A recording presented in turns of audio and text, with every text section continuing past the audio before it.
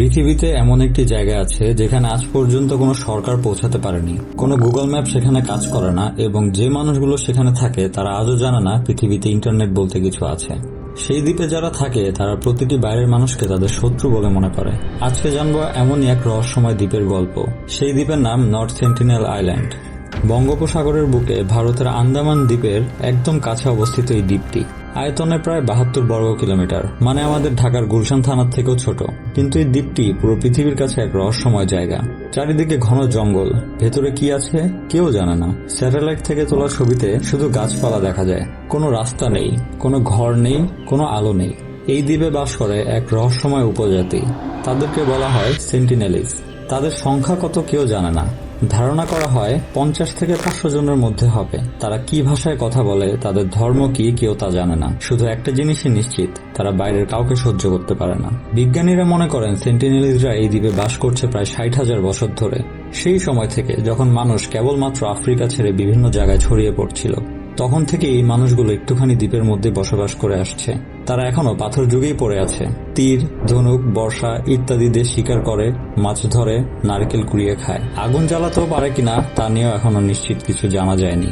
1880 সালে একজন British officer Maurice Vidal Portman প্রথমবার এই দ্বীপে যান। তিনি জোর করে কয়েকজন সেন্টিনেলসকে ধরে আন্দামানে নিয়ে আসেন। তাদের মধ্যে বয়স্করা অল্প কিছুদিনের মধ্যেই মারা যায়, কারণ তাদের রোগ প্রতিরোধ ক্ষমতা আমাদের থেকে অনেক দুর্বল। পরে অল্প বয়সী এবং বাচ্চাদেরকে ফিরিয়ে দেওয়া হয় এবং সাথে কিছু উপহার দিয়ে দেওয়া হয়। কিন্তু কে জানতো সেই উপহারই ছিল তাদের জন্য এক অভিশাপ, কারণ সেই উপহারের সাথে হয়তো এমন কিছু রোগ জীবাণু গিয়েছিল যার সাথে তাদের অনেকেই সার্ভাইভ করতে পারেনি।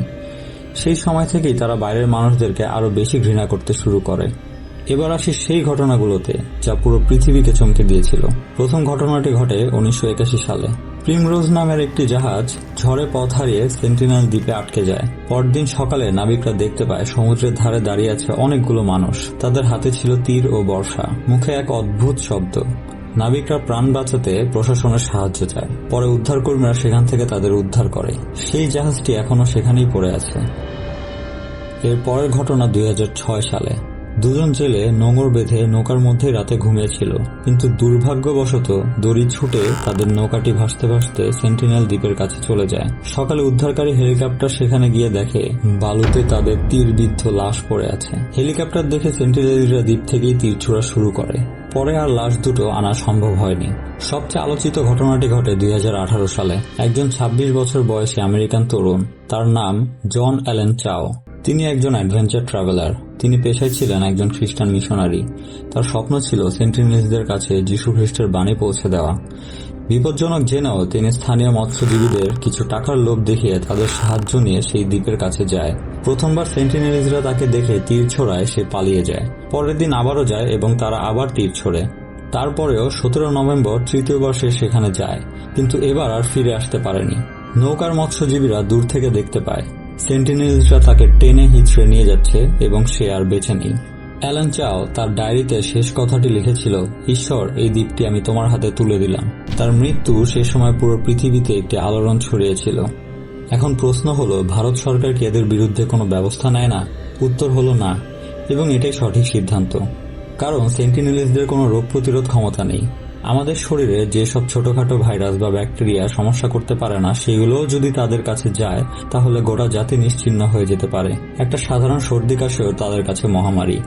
অ্যামাজন বনের আদিবাসীদের সাথেও যখন প্রথম যোগাযোগ হয়েছিল তখনও তারা প্রায় 90% কমে গিয়েছিল। একই পরিণতি সেন্টিনেলিসদেরও হতে পারে। তাই ভারত সরকার 1956 সাল থেকে আস্তে আস্তে এই দ্বীপের আশেপাশের প্রবেশ বন্ধ করে দেয়। বর্তমানে ভারত সরকার এই দ্বীপ থেকে 6 কিলোমিটার পর্যন্ত যে কোনো প্রকার নৌ প্রবেশ নিষেধাজ্ঞা করেছেন। আর সেন্টিনেলিরা যদি কাউকে মেরেও ফেলে তাদের বিরুদ্ধে কোনো মামলা হবে না।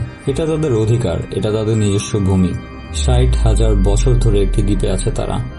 পৃথিবীতে সাম্রাজ্য উঠেছে পড়েছে, মিশর, রোম, মোগল সব শেষ। দুটো বিশ্বযুদ্ধ হয়েছে, মানুষ চাঁদে গেছে, ইন্টারনেট এসেছে, কিন্তু সেন্টিনেলিসরা আছে আগের মতোই। তারা কি সুখী? আমরা কি তাদের সুখে রাখছি নাকি বন্দি করে রাখছি? এটা নিয়ে তর্ক আছে বিজ্ঞানীদের মধ্যে। কেউ বলছেন তাদের বাইরের দুনিয়ার সাথে পরিচয় করে দেওয়া উচিত, চিকিৎসা দেওয়া উচিত, আধুনিক জীবন দেওয়া উচিত। আবার কেউ বলছেন এটাই তাদের পৃথিবী, এটাই তাদের স্বাধীনতা, আমরা কে তাদের উন্নত করার? এমনকি একটা থিওরিও আছে, সেন্টিনেলিরা হয়তো সেই আদি মানব যাদের থেকে পুরো মানব জাতি ছড়িয়ে পড়েছে। তারা যদি শেষ হয়ে যায়, মানব জাতির 60,000 বছরের এক অনন্য অধ্যায় মুছে যাবে চিরতরে। আপনি কি মনে করেন, সেন্টিনেলিসদের কি বাইরের দুনিয়ার সাথে পরিচয় করানো উচিত? কমেন্টে জানান। আর এই ধরনের রহস্যময় গল্প আরও জানতে চাইলে চ্যানেলটি সাবস্ক্রাইব করে রাখুন। বেঁচে থাকলে দেখা হবে পরের ভিডিওতে। ধন্যবাদ।